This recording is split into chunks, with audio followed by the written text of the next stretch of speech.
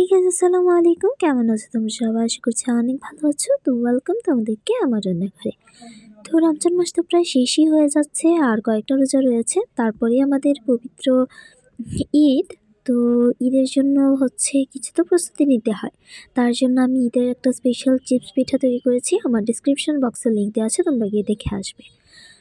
আর আজকে রমজান এরকম কলিজা ঠান্ডা করার মতো একটা কাঁচা আমের জুস করে দেখাবো। আগেরবার তো প্রচুর পরিমাণে কাঁচা আম ছিল রমজানের শুরুর দিকে, এখন আর সেটা নেই, এখন শেষ হয়ে যাচ্ছে, তাও অল্প অল্প এসেছে কাঁচা আম। তো ভাবলাম তোমাদের সাথে রেসিপিটা শেয়ার করি। প্রথমে তার জন্য আমি নিজের গাছ থেকে তুলসী পাতা ছিঁড়ে নিচ্ছি, অনেকগুলো পরিমাণ করে আর কি। এটা তুলসী পাতা কিন্তু আসলে অনেক উপকারী। তারপর এরকম একটা কাঁচা আম নিয়েছি, এর থেকে কাঁচা আম আর কি বলবো, কাঁচা আম। তারপর এরকম ফালি করে কেটে নিয়েছি। এখানে তুলসী পাতা নিয়েছি আদা কুচি, একটু কাঁচামরিচ দিয়েছি যাতে ঝাল ঝাল হয়, দিয়ে দিয়েছি বিট লবণ বা শুকনো মরিচের গুঁড়া, চাইলে দিতে পারো, সাথে লবণ আর অনেকখানি চিনি। আর আমটা যদি টক না মিষ্টি সেটা একটু আগে দেখে নেবে, সেই অনুযায়ী চিনিটা তোমরা অ্যাড করে দিবে। তো এখন আমি একটা ব্লেন্ডার নিয়ে নিয়েছি এখানে। তো ব্লেন্ডারের জারে সবগুলো দিয়ে দিচ্ছি। তো গাইস, তোমরা অবশ্যই কমেন্ট করে জানাবে আজকে আমার এই ভিডিওটা কেমন লাগলো। ভালো লাগলে like, comment, share and subscribe করে পাশে থাকবে। না টেনে পুরো ভিডিওটা দেখবে। চ্যানেলে নতুন হলে চ্যানেলটা সাবস্ক্রাইব করে পাশেই থাকবে। আর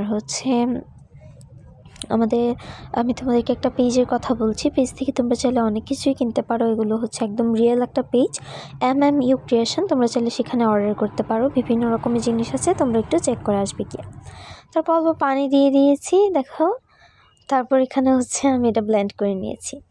ব্লেন্ড করে সাথে আর একটু পানি দিয়ে দিচ্ছি। ব্লেন্ড করে আমি দেখতে পেয়েছি যেটা একটু ঘন বেশি, তো অতিরিক্ত ঘন হলে কিন্তু খেতে ভালো লাগে না। আবার আমার চ্যানেলে আরও একটা কাঁচা আমের রেসিপি দেওয়া আছে, কাঁচা আমের জুসের রেসিপি দেওয়া আছে, ডিসক্রিপশন বক্সে দিয়ে দিব, চেক করে আসবে।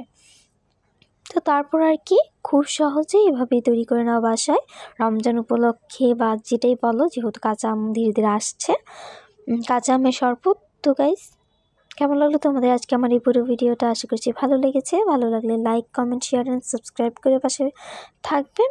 আর কার ঈদের প্রস্তুতি কেমন সেটা কিন্তু কমেন্ট করে জানিয়ে দিবে। তো গাইস, ঈদ উপলক্ষে রেগুলার আমি কিছু ভিডিও দিব, তোমরা অবশ্যই চ্যানেল থাকবে।